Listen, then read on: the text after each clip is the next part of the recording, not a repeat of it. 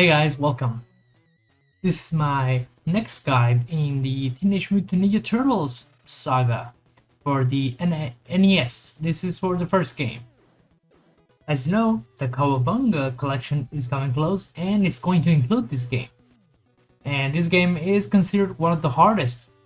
So, I played this game, or yeah, I have played this game before. Like when I was 10 years old, I had this game.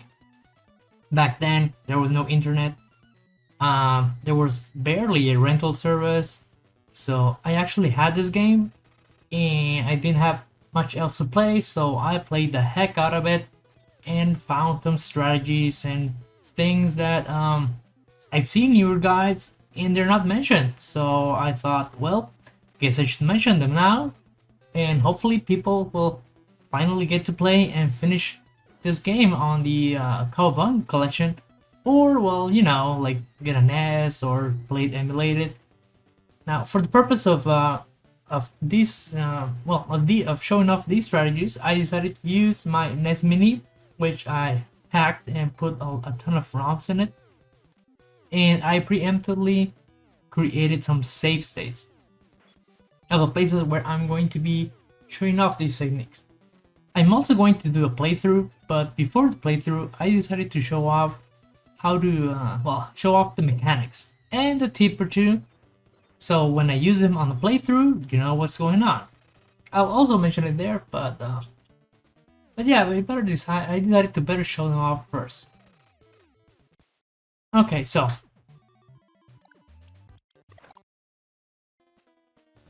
all right. So to start off, let me tell you that almost everyone says that Donatello is the best and the rest of the turtles are trash. And that's not true. It's true that Donatello has the farthest reach. He also has the highest damage of the other turtles. And well, that's about it. He has great reach, great damage, but he doesn't cover well. His bow extends, but it can't hit enemies that are pretty low.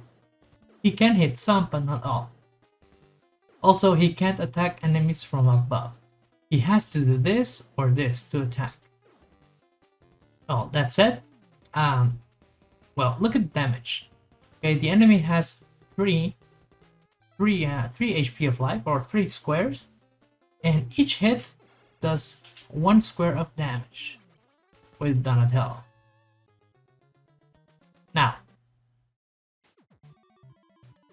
Now, I'm going to move on to Raphael.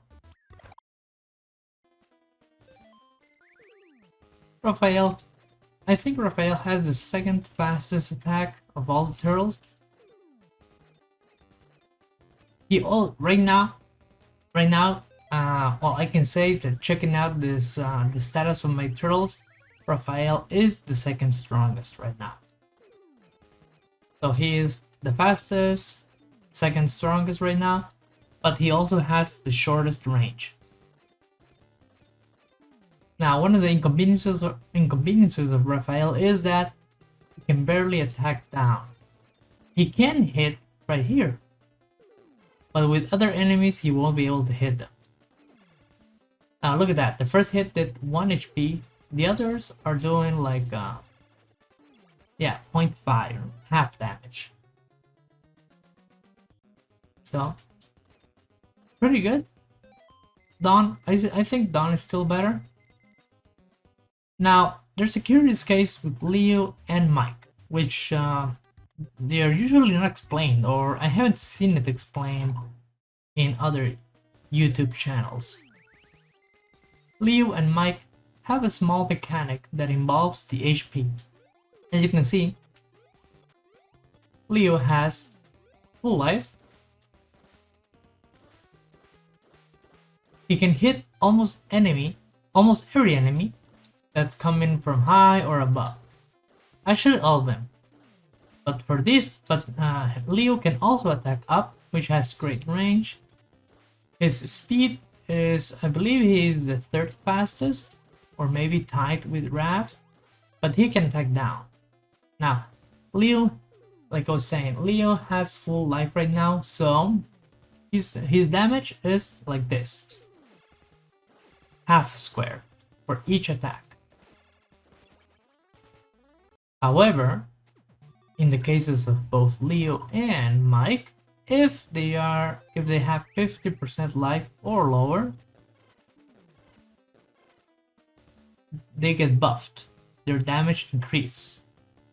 Now, I'm not sure if it's only with like a certain number of hits, like if it's only the first one or maybe the second one or third one, but in general, Leo and Mike do more damage. They even do more damage than Raph.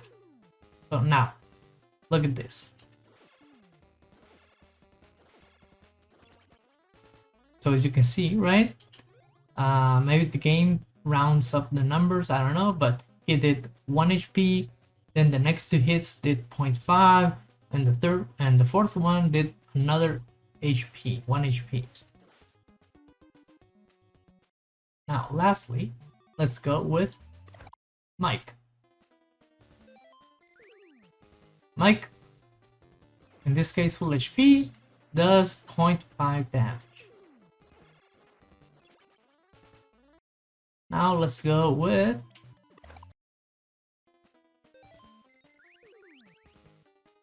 damaged Mike. Now let's see. 1, 2, 0.5, 0.5. And Mike, I think Mike has the second fastest attack. Only problem with Mike is that he can't hit down. I mean, he barely hits down when he's crouching, but he's not very reliable. It's better to use Leo or Donnie for this one. Even less Raph. Okay. Okay, now. Many enemies in this game throw projectiles. And projectiles can be destroyed. Now, depending on where you are in the game, the status of your Ninja Turtles, you might want to choose a different one. Now, Dawn, doing the most damage and having very good reach, or the best reach, in the case of this enemy right here, Dawn is probably the best choice. So Dawn can destroy the fireballs and even hit the enemy.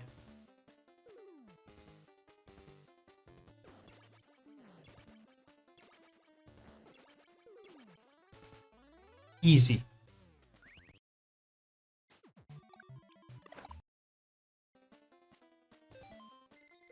Dawn even has a back attack. Look at his attack animation. It's the slowest, but it starts from the back and then it goes forward. You can actually hit enemies with the back attack, or in some cases attack with the back attack and quickly turn to hit them with the extended bow, like this.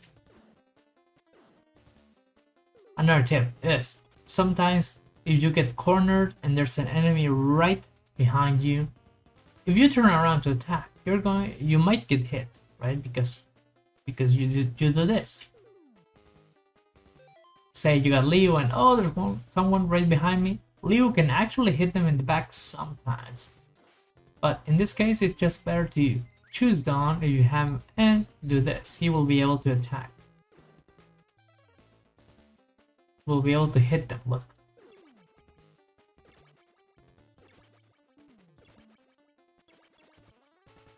Look at that. You see that? I destroyed the projectile and then I turned around and hit the enemy with the extended bow. Alright, now, full life Leo. Well, maybe not full life, but he can't destroy them with one hit.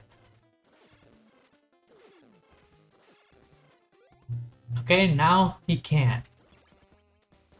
Now, this game, you gotta have patience. Like, if you play Dark Souls or any of the FromSoft games, you know you gotta have patience. Same with this game, you can't just run around. I know you want to be like a ninja and do stuff, right? Go ninjaing and whatever, but it's a no-go for this game. You got to be calm, you have to think things through. Alright, as you can see, that enemy, okay, That enemy has a strategy, right? You have to be calm. Now, let's let's use Raph. Raph, whatever. I don't know, whatever amount of life he has, he can destroy them. But he won't do more damage. Now, I don't know if you're noticing the pattern here, but this enemy doesn't actually try to touch you. As soon as he's right next to you, he crouches down and then he's invincible. I mean, he can't hit you, you can't hit him, so you have to walk away for him to get up and attack. So you can basically just wait for him to come close to you, and you just keep destroying his projectiles until you kill him. So no need to panic when this guy is coming close to you. One more, this time, let's go with Mikey. Same, full life Mikey won't be able to destroy the projectiles.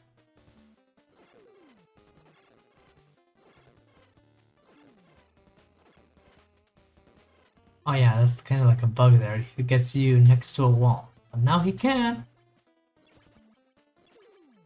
So if I just time it right, I can destroy the projectiles and even hit him.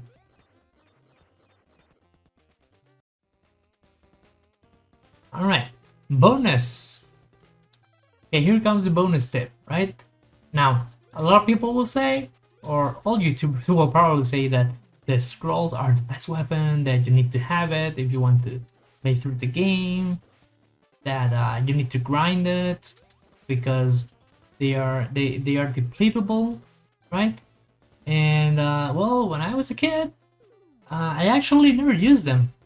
I think the best weapon for this game is the boomerang. And once you get a boomerang, you're good to go for the rest of the game. And one of the cool things about the boomerang is that you can catch them. So as long as you're careful, you will never run out. And you get quite a good amount. Another cool feature of the boomerang is that it's the only weapon that you can share with all the turtles. Okay, so notice that Leo, Raph, and Mike don't have a boomerang. They don't have boomerangs, so Don is going to be nice enough to share his boomerang with them. Now, Don can only share boomerangs with turtles that are not carrying a sub-weapon right now. So in this case, all three. It's quite easy, so equip your boomerang and throw. I think you can only throw 3 before starting to catch them. And then change the turtle and the other will catch it, right?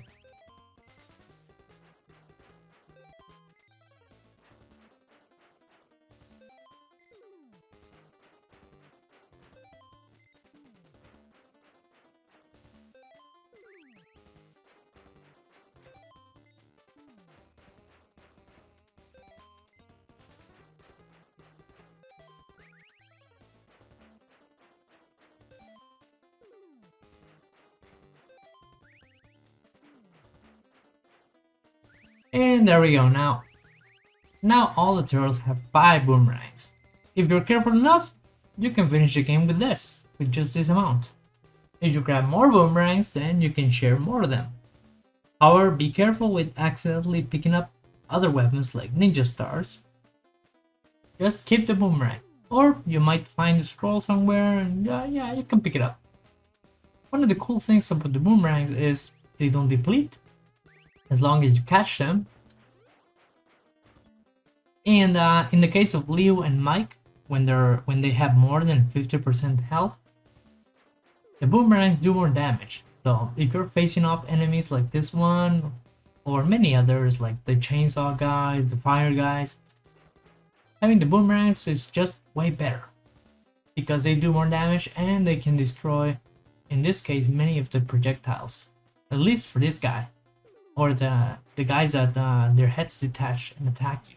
They get destroyed with one boomerang. So you can just go around walking like this. Oh yeah, be careful with throwing the boomerangs off screen. They will disappear.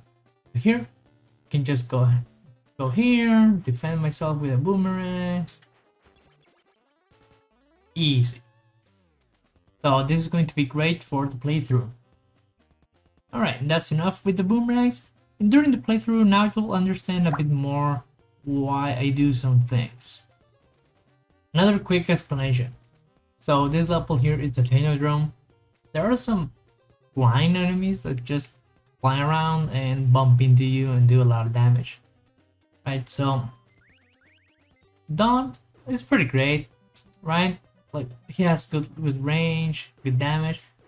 However, he has some troubles with enemies, especially when they're coming right at you from the edge of the screen. You might or might not be able to react. Like this one, I can't hit it, right? I had to do this if I want to hit it. Oh. So, yeah. I'm taking unnecessary damage there. Let's say I want a bigger hitbox, so I use Raph, right? The problem with Raph is he doesn't do enough damage. He takes 2 hits.